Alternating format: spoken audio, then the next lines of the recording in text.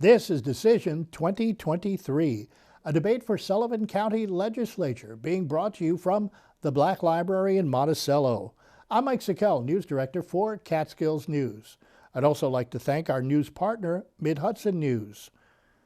This is an opportunity to hear from candidates in the 7 contested races for legislature on a number of platforms, including Catskills News Talk 92.5 and 94.9, as well as MidHudsonNews.com, plus Mid-Hudson News YouTube channel and the Catskills News podcast.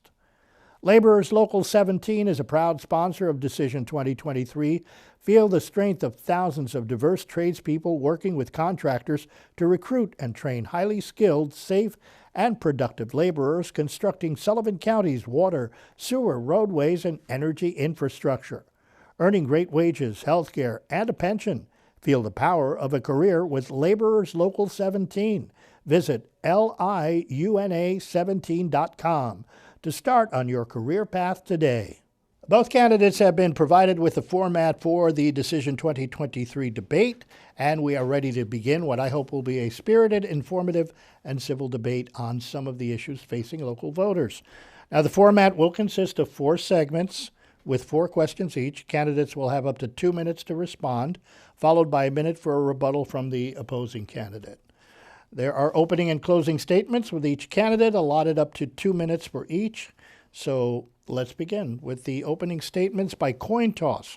Our first candidate in this Decision 2023 debate for Legislative District 3 is Brian McPhillips, who is running on the Democratic and People Over Politics lines. Brian McPhillips was born in Sullivan County. After graduating from Mount St. Mary College, he returned to his hometown of Liberty, where he's worked in several positions. He is currently the facility manager at New Hope Community and has been a member of the Liberty Town Board for 3 terms. Brian McPhillips, your 2-minute opening statement. Thank you. I want to first thank the Black Library for hosting the event, Local 17 for their participation, Mike for hosting. I believe it was also some involvement with Hank, Dawn, Jen, and Jim, and Michael. Thank you for agreeing to meet together.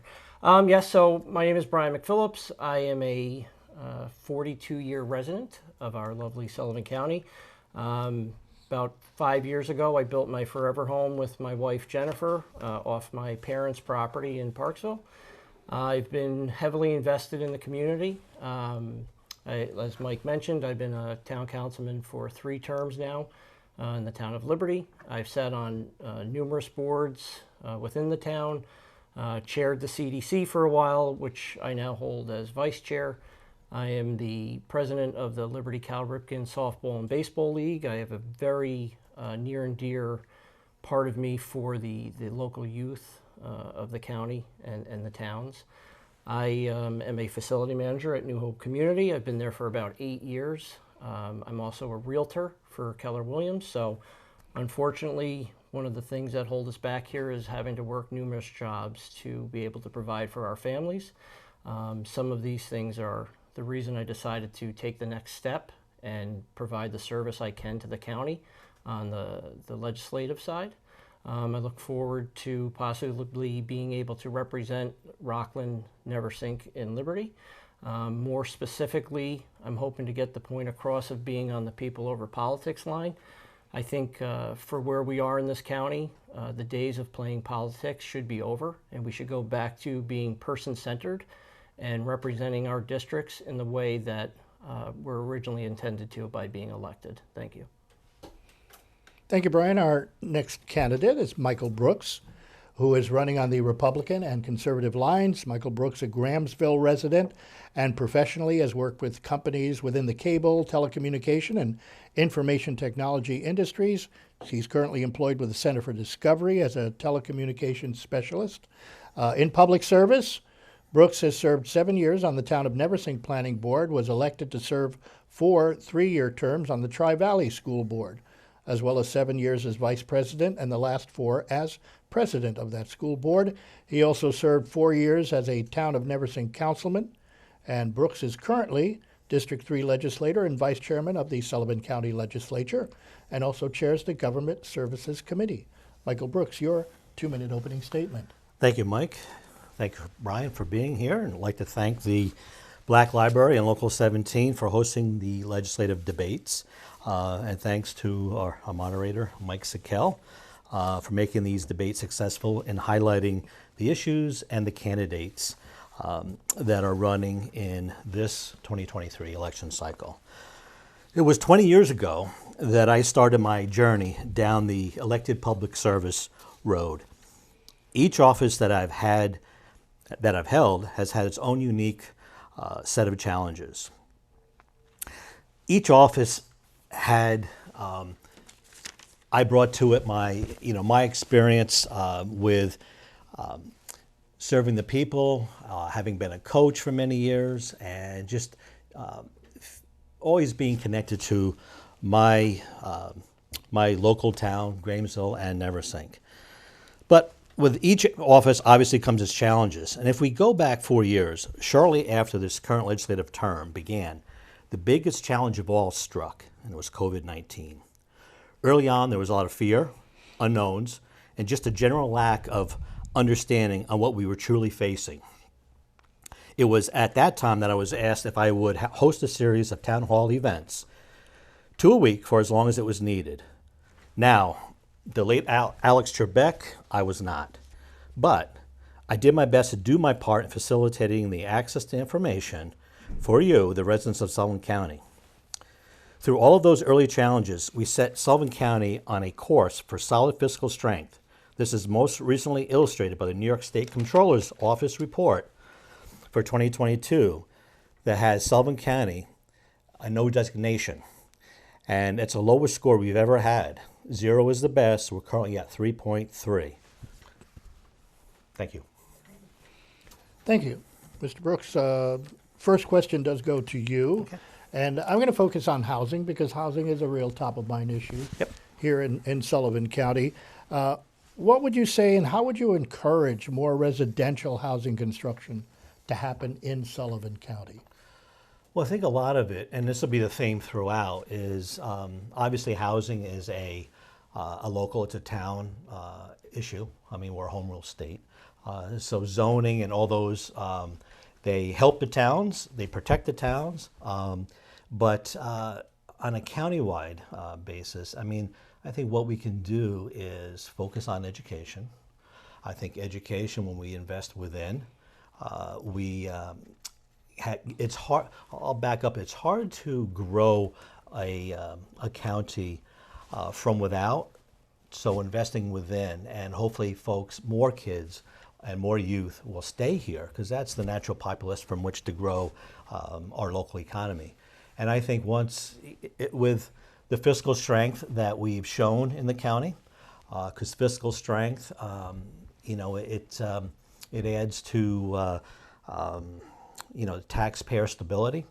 And I think all those issues combined, so education, and trying to grow from within, and trying to attract businesses into the county are the best way we can do that. And having a fiscally sound county is, which is what we've been our major priority in this term to do. So we can build on that, and the end result being that people will move in here. And but I'll say it again that the high density housing has always been a concern, and any township's best friend they have is the zoning and your code enforcement officers, and they've done a great job, and I think that's where it needs to stay, and we'll do our part by fiscal stability for attracting people to come to the county and stay. And Brian McPhillips, you're up to 1 minute rebuttal. I agree that it's definitely one of our growing concerns.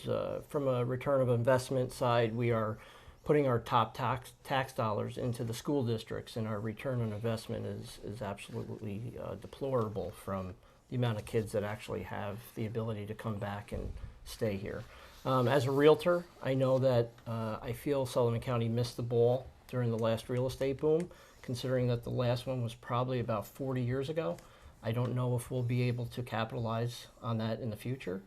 I think and I agree with Mike, it is a lot to do with zoning and planning departments. However, there's a lot of opportunities out there through HUD, USDA, as well as utilizing the IDAs and community development corporations in proper manner to assist in providing the housing that is necessary within the county. Well, and Brian, you get the next question. And both of you gentlemen actually had mentioned youth. You know, youth is an issue here in Sullivan County. And I'd just like to ask, what do you feel is the best way to attract and probably most important, retain youth to remain in the county as part of the local workforce? So from my perspective, it's very hard, very hard. Me coming back, I've had to work numerous jobs just to make it meet. I chose to stay here. Obviously, I had a very good education. I could have went anywhere. Sullivan County always had that draw to me, but it was very difficult. I had to live with my parents for a while. The opportunities weren't there. So when I decided to get into the town board, I decided that one of my priorities were going to be the youth. So there was a skate park in Liberty. 15 years of not being funded properly. Where were they going to put it? It was just a catalyst to show that there should be faith in government, that if worked together properly, we can provide the things that are necessary within our towns.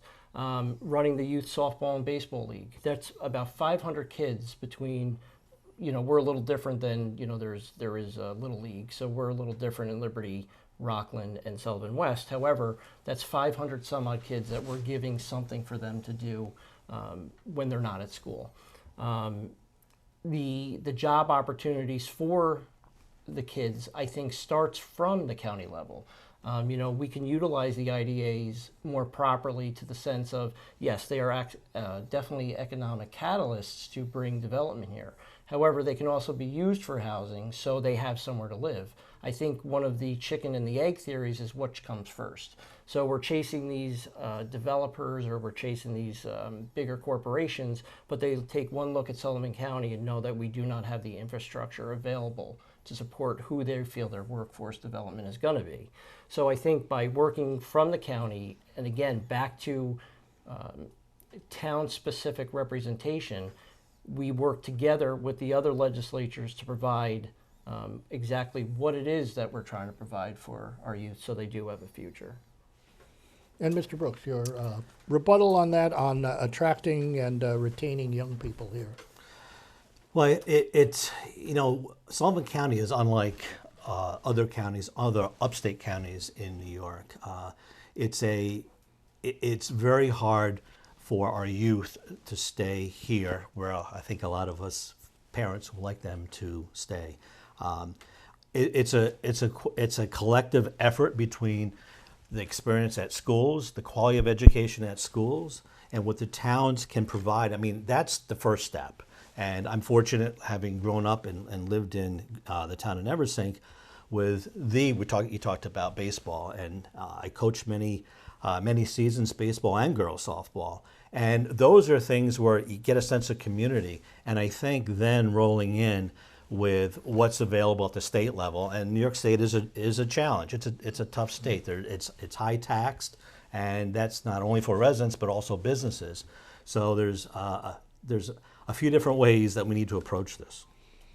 Well, and Michael, you have the next question as well, and I'll stay on the topic of retaining young people and such. Would you expand on some of the local partnerships that you've developed with institutions? The Sullivan County Legislature has, of course, programs with SUNY Sullivan, with Sullivan BOCES, perhaps expanding on organizations such as the Sullivan County Chamber of Commerce, offering more opportunities for young people. So one of the probably the thing I'm most proud of in this legislative term is the Sullivan Promise program. And that is, for those who may not know, any high school graduate of a Sullivan County high school can go to Sullivan County Community College. We did it first for 1 year, and now it's been expanded to 2 years, tuition free, as long as you maintain certain academic standards. That does a few things. It helps the college, but also trying to introduce kids to the area. We have programs with BOCES, where we just started we call it a light construction trades program. We piloted in the spring. This fall, there's a welding program that we just funded and will start up shortly in this month. And I think providing not only the support to the college and with BOCES and those programs, that we can expand the educational opportunities here. And from what I understand, there's a bill in the state, I hope it passes, where schools have typically been the gatekeepers of who goes to BOCES, generally speaking. And there's a bill that's going to put a lot of that decision making into the hands of the parents. That's quite a concept to me. You would think that would be first and foremost. But I think that those types of things, expanding the opportunities within BOCES, what we already have here, and to talk to the superintendent there at length about doing this, and expanding the college and the programs there. And New York State, can't get into, I'm running out of time, but New York State hasn't funded community colleges since 1971. And I'll go into that later because I'm running out of time now. Very good. Brian McPhillips, your 1 minute rebuttal? I definitely agree that the investment starts at home. Part of my job at New Hope, we work closely with BOCES where we bring some of the trades in anywhere that they could help assist and learn, whether it be removing windows or putting in decks, whatever we can do. We just had a very successful sensory garden launch where they had a lot of input into that, where they built Adirondack chairs, they built arbors, and my team of guys were able to assist them in the process. So investment into the youth, I think is where that starts, is showing that they actually do have an avenue. There's people to reach out to. I think the expansion of some of the programs are necessary within the college and real support of those. I mean, you can obviously look at the staffing crisis that we're facing around here, and some of those could easily be handled with support through the community college. Well, and Brian, you get the next question. And an issue that is affecting the youth population, actually is affecting quite a widespread population, of course, is the opioid drug overdose situation. There's no secret there. Sullivan legislature recently agreed on distribution of their opioid settlement funds. That was after some heated discussions on some of the goals, such as focusing on education and focusing on the younger population. So the question is, what would your goals be on funding of substance misuse programs? I would feel the first thing that would be necessary is stop politicizing the monies of which the counties receives. That money was a direct settlement with the drug companies. This wasn't a tax dollar thing. This wasn't a money raised thing. This was an actual settlement that was supposed to be handled within departments within the county. So politicizing where the money goes, to me, is where the issues of this county has actually got me into the race. We need to support our district attorney. We need to support Hope's Hope Not Handcuffs. We have to support anything that we can do to help these people that are in need. Obviously, we're having a lot of crises, and this is not very special to small town politics and communities. However, we need to go back to caring about people, and we need to understand that these are some sicknesses that some people are dealing with out of their own control. I mean, we've gotten rid of the mental health unit at the hospital. Where do these people go for support? We closed down clinics that are supposed to help the people that do have a drug addiction. We are focusing on issues that are widening the gap between helping and leading towards future issues. We're taking people that need assistance and we're throwing them into hotel rooms next door to people doing drugs. This is not the pathway to correcting the issues that they're facing. I think one of the biggest things that are plaguing this county is that drug problem. I mean, I see it firsthand in the town of Liberty. We need help, and we need to start putting it into the hands of those that actually can do something to help. And we should not be politicizing where that money goes, and I think that's the first thing that needs to be corrected. Very good. Michael Brooks, your rebuttal. And I too agree that the politicization should not be part of this, and because it has been, quite frankly, and I was very disturbed when it happened. What I will say, one of the pillars of the opioid task force is a legislative pillar of which not one legislator was ever.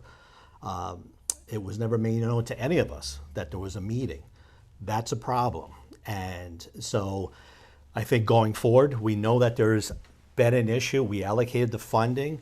RFPs were not responded to, and they kind of sat there. So there will be a follow-up. I look to have it something along the lines of county manager's office, some legislators getting together with our commissioner of DSS, and once all the recommendations come back from all the pillars, that there's a secondary conversation that happens before it goes back to the legislature. Thank you. All right, we move on to our next segment, and just so everyone understands, in the next segment we basically flip the order of the candidate questions and rebuttals, and also include some of the questions that were submitted to us by way of our website and other forms of communication that we had prior to recording these debates. So our next question goes back to Brian McPhillips. Okay. And going to stay on the subject of public health, there has been, of course, an increase in mental health crisis in our county, and also in light of the county substance misuse issues. Do you feel that the county is offering the proper amount of programs to make a difference? And if you were to become a legislator, what would you do differently? My answer to that is no. I don't think we're providing everything we possibly can. So if I'm elected to the legislature, the first thing I would do is you have to understand that in my idea, the legislature is supposed to be policy and procedure. Obviously, when you start to dissect what happens within the county, there's so many criteria that is only specific to what the county can control. So instead of focusing on things and having the legislature involve themselves in things that are really out of their control, we have to start supporting the people that we have employed here and trusting that their judgment in their fields is sufficient for what we expect from them. So from my perspective, I think whether it is a cumulative effort where we start going back to having open meetings, that there's more transparency, we're meeting with the departments. There used to be department head reports. I see that this is not the norm anymore. There's also part of the charter, which I believe very strongly in, being that I sat and reviewed it for 2 years back in 13 through 15. I believe that we should really go back to the councils of government. I mean, we are only representing our districts. It's 9 of us. Cumulatively, the districts need to discuss the issues specific to their areas. And if we include the local governments, which would be the supervisors of the towns that we represent, and have open discussion, I think that's what the real job of the legislature is. We're there to listen, we're there to guide, we're there to lobby our higher up representatives in ways that we can start getting this county back on track. Being 60 out of 62 counties, the only way I see is up from here. Very good. Mr. Brooks, your rebuttal. Sure. There are department head meetings. I mean, I've been in countless meetings, as have other legislators. During our committee meetings, it takes place. It's there for everybody to see. It's happened. And there is open communication. And what each of us as individual legislators do with our time is up to that individual legislator. I can only account for what I do. And I look at myself as a conduit to make things happen. We provide the funding and the policies, and the county manager's office and others will execute that. And there's constant communication to make sure that's taking place. And that's the best way to do it, and that's the way I've always looked at my role as an elected official. Very good. Next question does go to you, Michael. I'm going to bring up the Charter Review Commission because Brian had just mentioned it, and I think one of the issues, there were certain recommendations made during the time that included staggered legislature terms and an elected county executive form of government. At the time, many current legislators had said that they supported a referendum to let the voters of Sullivan County decide on that county executive issue. So if reelected, would you support bringing the issue to Sullivan County voters? I don't think it ever hurts to bring an issue to the voters. And since being there the last 4 years, I've come to realize that the challenges with an incoming group of folks, incoming legislators, when you start working through the challenges, who was there prior, and you work through things and you see that I don't think there's any perfect form of county government. It always comes down to the people.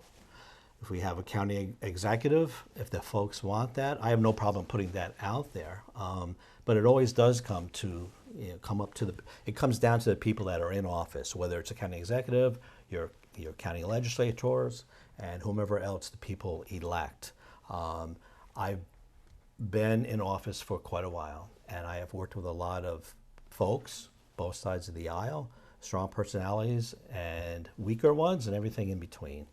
And when it comes to just governance as the public would want it to see it, it's up to the people. And that's why it's so important for people to keep the folks that they elect in check, if you will, make sure that they're doing what they are thought they would do. And then for the folks out there, you don't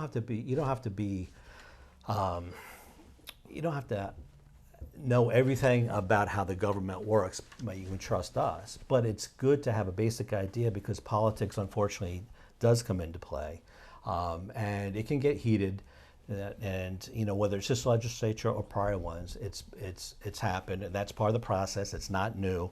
It went on when the country was founded, so it always does come back to the people who get elected by the by the citizens of the county. Thanks. Very good, Brian McPhillips. Your 1 minute rebuttal. I would absolutely support a county executive. It's just the proper way to run the county. We do not have a seat at the table. We are meeting with junior representatives to the governor. We have all our surrounding counties are county executive run. One of the major dysfunctions of this current legislature is it's almost like a self-appointed county executive. If the person that is in the seat gets elected by the entire county, it is a different conversation than having somebody that's elected by 1,200 people representing 75,000 people. The whole manner in which the county legislature is currently set up is through the legislative form of government. It is totally different from an executive form of government. There's a comptroller, there's appointed people. We need to do it, and we are missing the boat by not doing it. So I 100% support the county executive.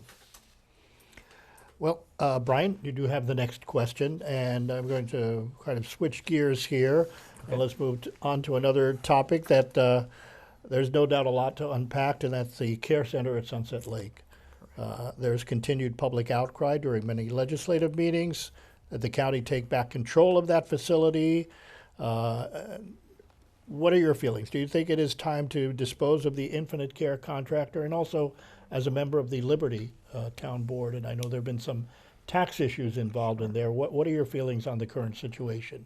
Well, I feel that the conversation was just never properly had. I mean, nobody came to the town board for Liberty to discuss something that's within their district. We have 3 legislative representatives. Not one of them came to discuss it. In my opinion, I would think it's time to look at it because it doesn't seem that it's just handled properly. Obviously, there's some discussion that you can have as far as employment, union, not union, what type of care are you going to get from the private sector to the public sector, but those should all be open conversation meetings. To me, the way that it was handled was behind closed doors. middle of the night. It was in such a rush to do it, they couldn't file a simple document that would have kept their not-for-profit status. So when we talk about fiscal responsibility, we're claiming in one hand we're being fiscally responsible from the county level, but we were such a rush to get this care center out of our control that we ended up with a $375,000 tax that was never paid before because of not filing a simple document. So there's discussion of how members of my community were treated during this process, which is very frustrating because these people are dedicated to the town. And quite frankly, it was an embarrassment the way that they were spoken to. And whether we have closed findings on what happened that day is irrelevant to me. This was a self-appointed investigative committee, and as soon as the results came out, they were quickly sealed and nobody could talk about it. That is not open and transparent government. That is an embarrassment to the people that we are supposed to be representing in this community. And quite frankly, the senior center is based on people that have invested their entire lives for protection when they need it the most, and I feel like we're failing them. Michael Brooks, your rebuttal? Sure. I mean, there's a lot to unpack there. I mean, I'll start with number one, just philosophically. It's always been my belief and my just belief in that there's no business like a senior care running a senior care facility that the county should be in business. If you were starting a county from scratch and you would say, what services do we want to provide? I don't think it would be a senior care center. Infinite care, this whole process took months to do. It didn't happen overnight. It took months to do. We investigated 3 different providers and we settled on Infinite Care. And so there's quite a process, quite a debate. And in the end, when we moved it to the local development corp that runs it now, it was on a 8-to-1 vote. So so there was a lot of support for it, a lot of time spent on it, and a lot of discussion. Well, and Michael Brooks, you get the next question, and I'll just ask as a current legislature at this point, is the option to sell the care center still on the table? In my view, yes. First and foremost, it's the care to the people that are there. And when you're losing, I'll use that word, losing roughly $1 million a month when we were running the care center, that's a lot of money. And it is and it's better in private hands, in my view. And there will be, care is paramount. When we went down this road, we didn't have a short-term care. We do now. And we still have the long-term care. And it's always been my belief that an adult care center is best run in private hands, just business in general. I'm a small business guy. I really never saw the value in a county-run care center because the costs, the procurement that you have to go through to get whether it's food or anything else, it's very cumbersome. And there's, as you can imagine, there's county rules, there's public rules when you run a facility like that you need to abide by. And there's just so many barriers to running that efficiently. And when you want to have optimum care to the people that need those services, I've always been of the belief that going into private hands is the best way that we can do that. And we'll also take care of the employees that are there. I want to say there's a handful of employees that have already moved over to Infinite Care and work for them, that have moved from county employment over. I just think that's the better model going forward. I think it's a responsibility to our taxpayers to put that money in other places where we could better utilize it and let the private companies, that's their profession, run it. Ryan McPhillips, your rebuttal as to private ownership of the care center? Well, I think it's important to note that it would be a 9-person discussion. So obviously what my direction would be could be swayed or not based upon conversation with other colleagues if elected. However, I really hesitate on this costing us money topic because we're as the government, we spend a lot of money on things. We're spending money on roads, we're spending money on infrastructure, and we're losing money because we're doing that. Do we not pave roads because we're in a deficit because of the cost to do it? And the other side of the coin is this isn't something that, you know, we're just asking for people to pay for above and beyond. This is something the residents invested in their entire lives of paying taxes here. You know, we've dealt with issues in the county with this, whether it be the landfill in the past or the garbage issue going forward. We need to start representing the financials a little bit better for those that were in the county. Well, and Brian McPhillips, you get the next question as we move on to our third segment here. And let's talk a little bit about the economy, Sure. Affordability, and all. Sullivan County, of course, starting with the COVID pandemic, was able to survive economically. There were a series of state, federal payments that were made, helping its balance sheets. And now, New York State, especially within this year's budget, has begun reassessing how certain payments, in particular Medicaid, are calculated. And the question is, what do you think we should do to keep our county affordable and tax increases at a minimum? Well, I can tell you for 10 years in the town of Liberty, we have provided the residents with a 0% tax increase. I personally worked on management and budget as my minor in college, so we've been able to provide that tax relief in a way to the residents, and we have more money today than we did 10 years ago. And to me, that's proper fiscal management. We've funded all of our fund balances, which were not done in the past. We have given contracted raises to the employees. We have kept health care. We have provided service to the town.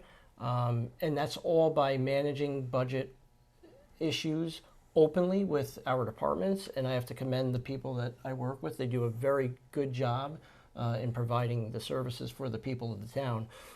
The other thing is when we start getting these monies, we have to work with them responsibly. So, you know, we have ARPA money.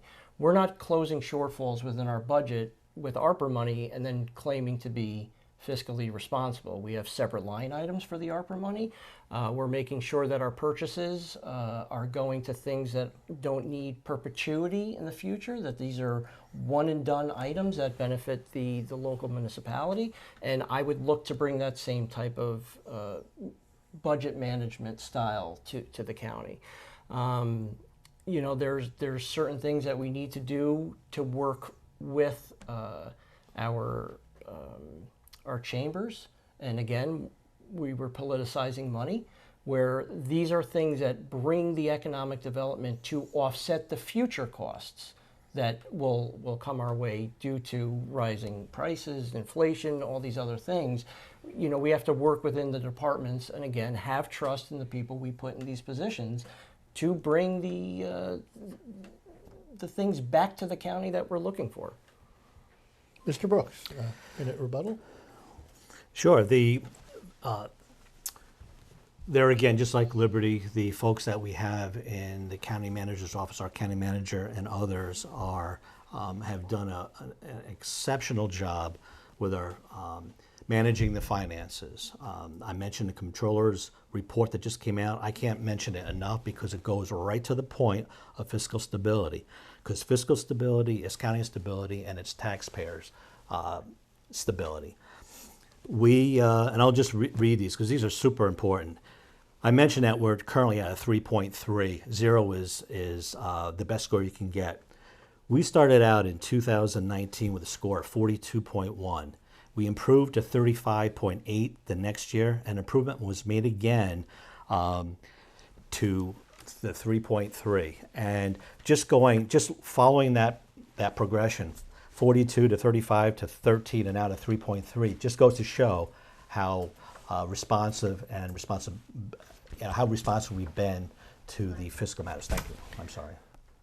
No, that's fine. And Michael Brooks, you get the next question, and I'll let you expound on that a bit. What are some of the things you think that Sullivan County could actually do better to better itself economically? Well, I think once, with the, obviously we compete with other counties for business. And And every county, I mean, we neighbor Orange County, and Orange County is much different than us. But just look at the success they've had. When my first 12 years of my life, I lived in Orange County, and I see how much it's changed since then. They're closer to the city, so on and so forth. But I'd like to see that vibrancy move further north into Sullivan County. And I think it doesn't happen overnight. The condition we're in didn't happen overnight. And I think since the hotel industry kind of just went by the wayside, we've had a hard time as a county figuring out what it is we are. Obviously, tourism is super important, but how do we attract businesses, and what are those businesses? And it started to happen, but I think if we can just continue to emphasize education, improve that, keep the strength fiscally of the county as it is, I think these are the building blocks on which we can attract businesses. And I think there'll be a natural progression northward, and I think we're preparing ourselves to be ready for that. Very good. Brian McPhillips, your rebuttal? I think this definitely falls back to the county executive conversation, where you have the government working closely with the government that's above them. So yes, Orange County is great, but I can guarantee you Steve Newhouse is meeting with Kathy Hochul to decide what is best for their county. Just like when Mike Hine was in Ulster, just like Jen Metzger is now. Politics aside, having a seat at the table is a very big deal when it comes to assistance from those from above.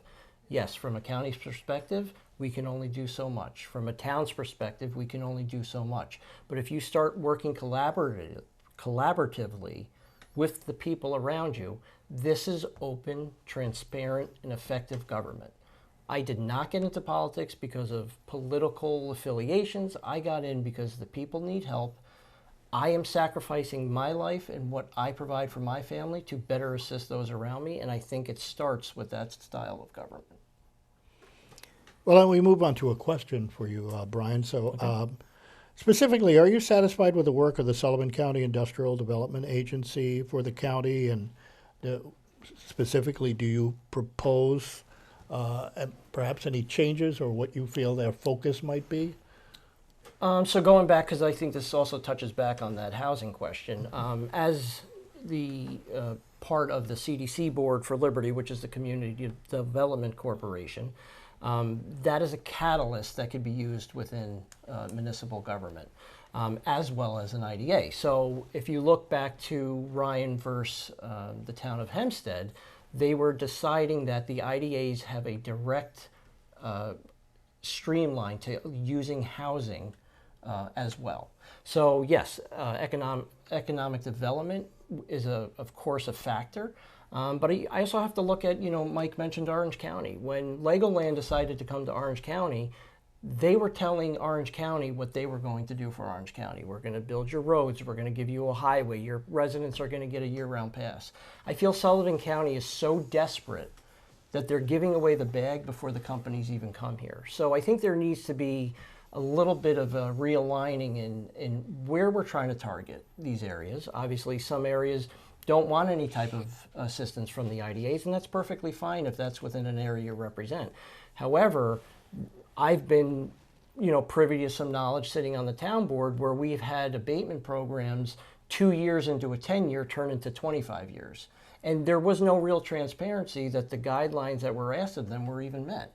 And it changed the landscape of Liberty, which is fine. We have some great restaurants now. There's a very good family culture.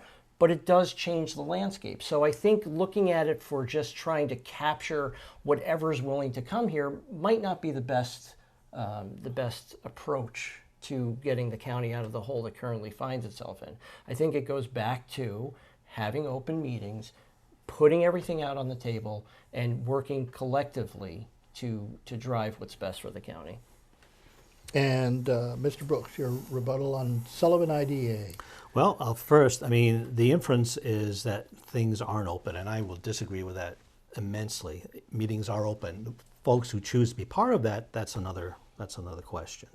And IDA, look, transparency is definitely a huge thing, but I look at IDA did some projects up in the town of Livingston Manor, part of my district, and it's amazing using them as a catalyst of what Livingston Manor has become and will continue to, to be and evolve. And there's some things that look like are going to happen there that's exciting. And I think those types of things have really helped the county move forward. And I think anyone who has been to the lakes of Livingston Manor and even through Callicoon and Narrowsburg, there's some great things happening, positive things happening.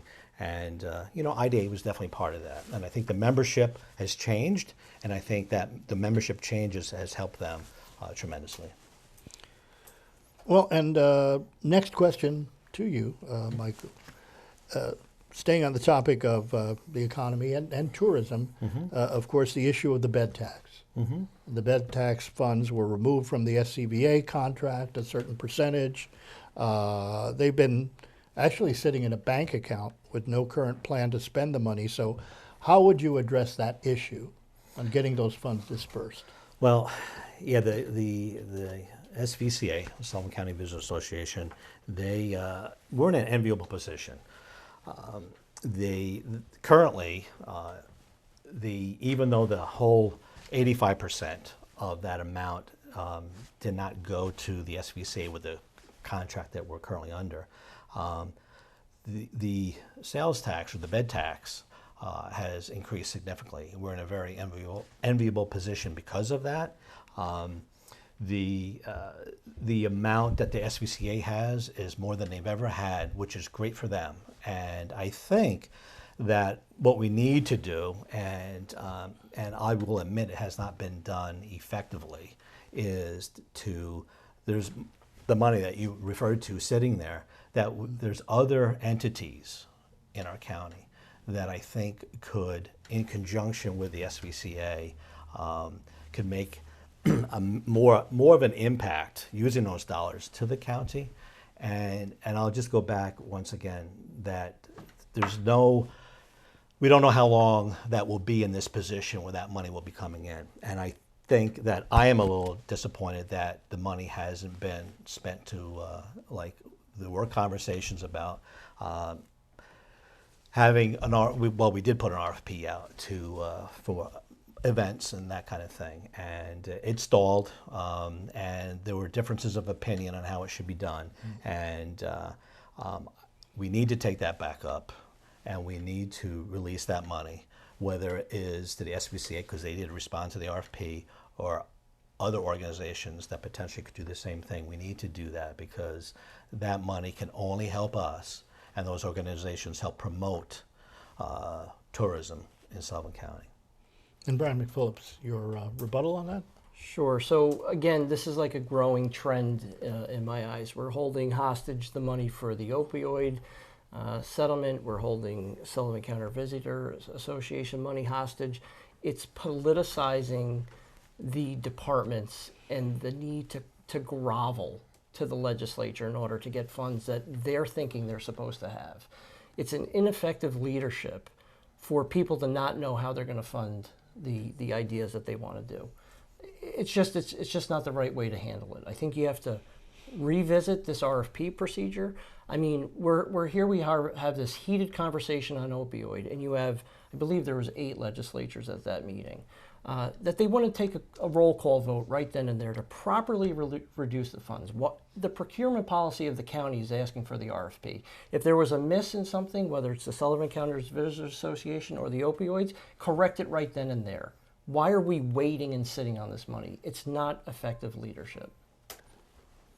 Now, Brian, I wanted to move on to speaking a little bit about infrastructure. Local representatives have called for an increase in state funding. It's always an issue. Road and bridge projects, they can be costly as well. So are you concerned about the current state of roads and bridges that Sullivan County is responsible for?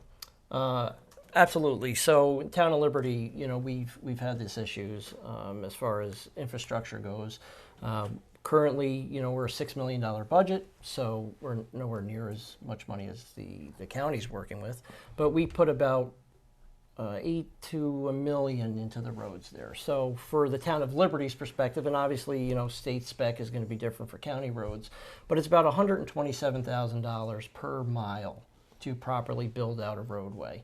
There's 127.7 miles in the town of Liberty, so even if you were to bond that money, you're never getting over that hump of the 20-year cycle and the frost cycles that we have here. It's just impossible.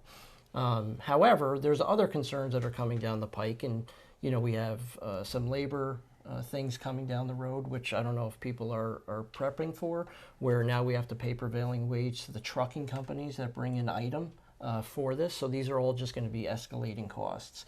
I know that one of the hot topics in the past is 30-foot bridges belonging to the county, taking that responsibility away from the municipalities. But that was also done because of some of the sales tax and stuff that was coming in was supposed to alleviate the burden on the local municipalities.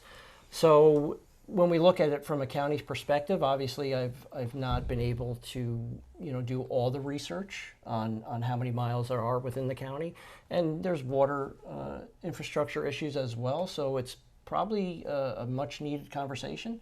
I won't point any fingers at the current legislature because I don't know to where they've addressed that with that department. So I yield on where we are in the county's eye, and I'll let Mike answer. Yeah.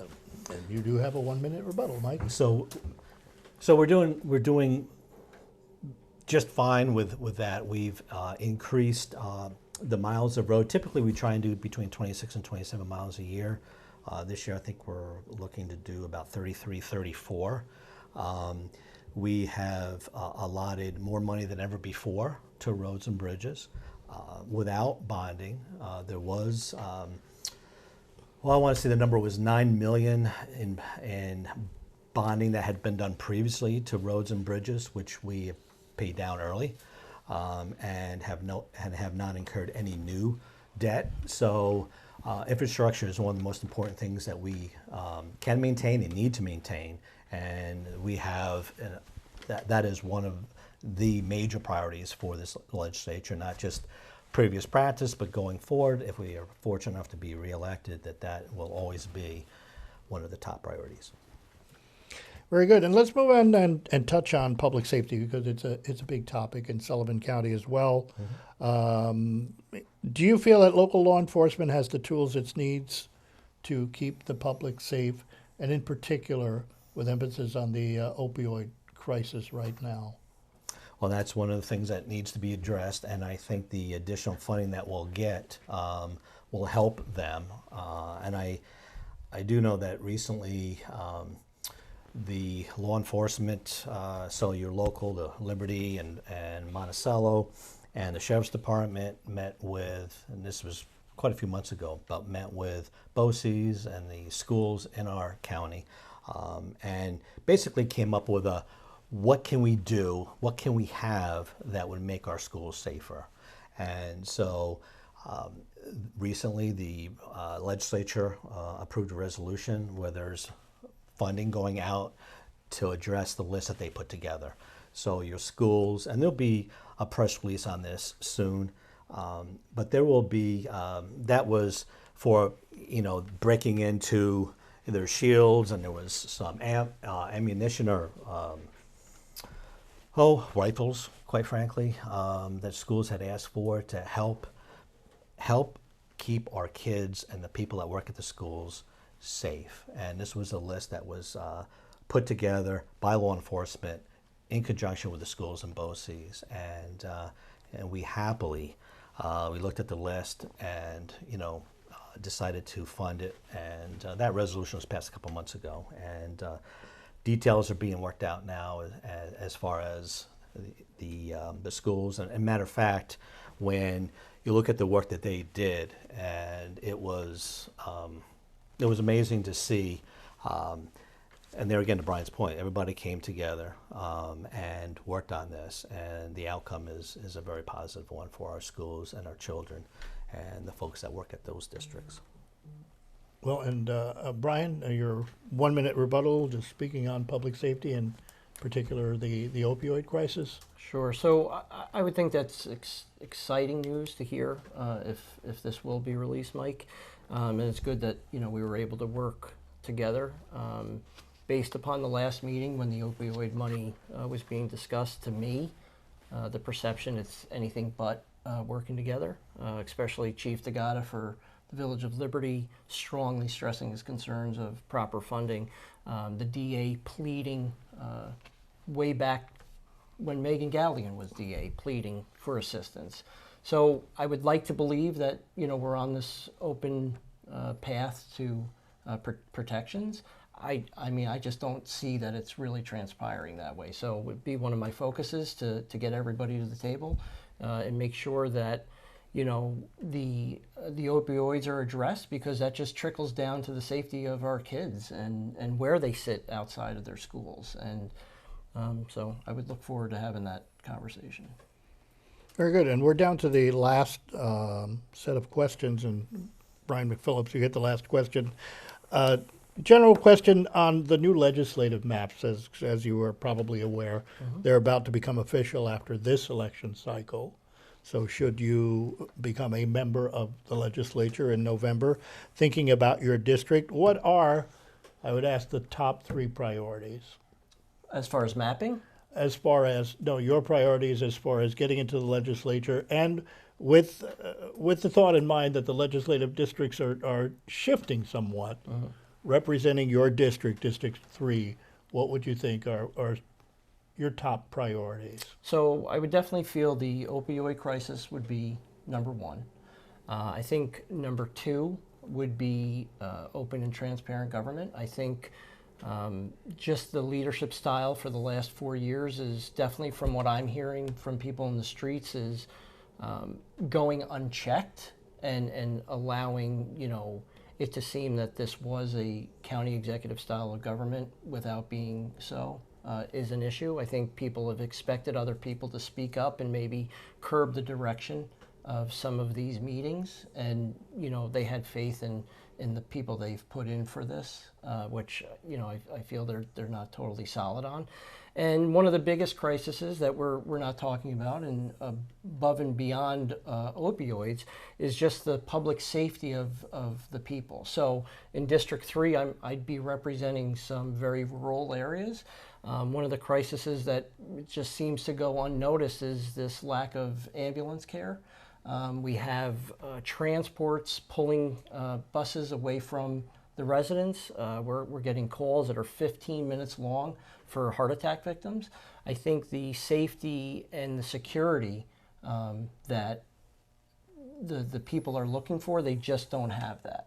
And I'd couple the ambulance and the health and safety into the care center, because obviously that's near and dear to Liberty's side. But I definitely think just having more representation. I know that if I get elected, I've attended practically every board meeting for the town of Rockland and the town of Neverskink and Liberty, obviously, because I'm there. And I would definitely intend to do that. I want people to believe that I could be that voice for them, and that I'd be representing them properly. And Michael Brooks, your rebuttal, or speaking about priorities as the new, as your district shifts, your District 3 shifts for next year. Well, I think we touched on it earlier about infrastructure. I think maintaining the roads and bridges are something that just has to continue to happen. Also keeping taxes down for people and keep that burden off of the taxpayer as best we can. And then also just building upon our educational system with the high schools, the college, BOCES, and all of that, and thinking how we can better serve the children and families of my district. And I think enhancing educational opportunities is part of that.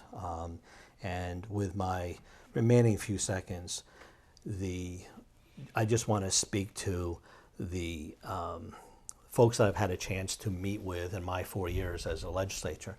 I've been fortunate to meet with a lot of people and talk with a lot of people, and just they know that I've been there and have an open ear to them, and I'll continue to do just that. Well, and Michael Brooks, we're moving on to closing statements now, so if you'd like to expand on that, you have your 2-minute closing statement. All right, thank you. To me, this is rather simple. There's a little bit talked today about politics. I got into politics not to politicize anything. And anybody that's ever known me or listened to me for the last 20 years knows that is exactly what I do. I have a long record of doing just that. Have served with all kinds of personalities and individuals.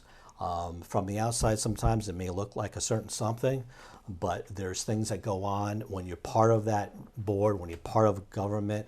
There's things that go on behind closed doors, conversations that happen, coordination with different department heads. It is happening and always has. Unfortunately, I'll speak right to it. The 4 years that I've spent on the legislature currently has the politics. It seems to be directed in one direction.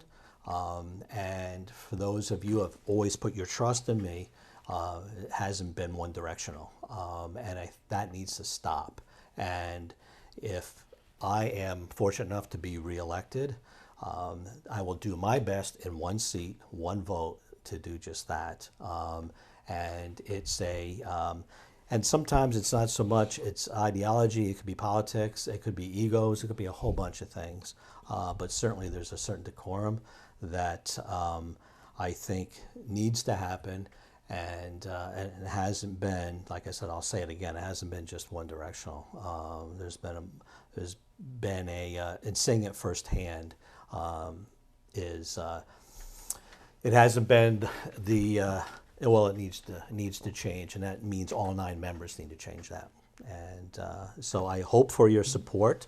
I've always taken my responsibility very seriously, and I will continue to do so. So thank you.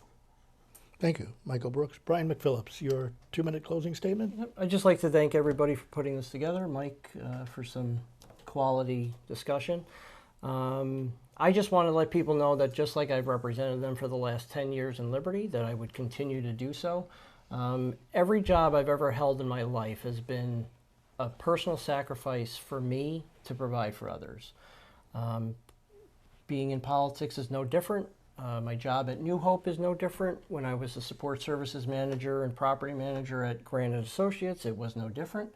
The years I worked in the restaurants, it was no different. I've always tried to help serve people, and that's why I want to do this. I feel that if we don't correct the direction we're going, we are definitely going to miss the bus, and I just don't think that's an acceptable thing for me. I have 2 stepgirls that are struggling to stay here. I have a 7-year-old that's going to probably be in the same boat unless we change course of action. I'm looking for trusting in the people that are in the positions that they hold. I'm looking for open and transparent government. Again, I feel that the legislature is supposed to be conducive of the people that they represent in their districts. Being these last legislative changes, the dynamic of Liberty to Neversink and Neversink to Rockland are extremely different. And so it takes a lot to go sit with the boards, see where they're struggling, and how can I be a better voice for them at the county seat, and how we can work together to, recognize how great of a county that we really are, and how great of the support network that we have around us. If I'm not successful, I hope Mike stays true to the statement, because the last 4 years, we definitely need some change here. Well, thank you very much, both gentlemen. Thank That's you. going to conclude our District 3 legislative debate. Again, Brian McPhillips is running on the Democratic and People Over Politics lines. Michael Brooks, our incumbent legislator, running on the Republican and Conservative lines. Thank you both for Thank you. participating and being Thank you. here. Thank you. Thank you. Thanks for being a part of these Decision 2023 debates for Sullivan County Legislature, coming to you from the Black Library in Monticello. I'm Mike Sickel, News Director for Catskills News. I'd also like to thank our news partner, Mid-Hudson News, and of course, our candidates. Laborers Local 17 is a proud sponsor of Decision 2023. Visit liuna17.com to start on your career path today. Find these Decision 2023 debates on a number of platforms, including Catskills News Talk 92.5 and 94.9, as well as MidHudsonNews.com, plus Mid-Hudson News YouTube channel and the Catskills News podcast. Thank you for being a part of Decision 2023.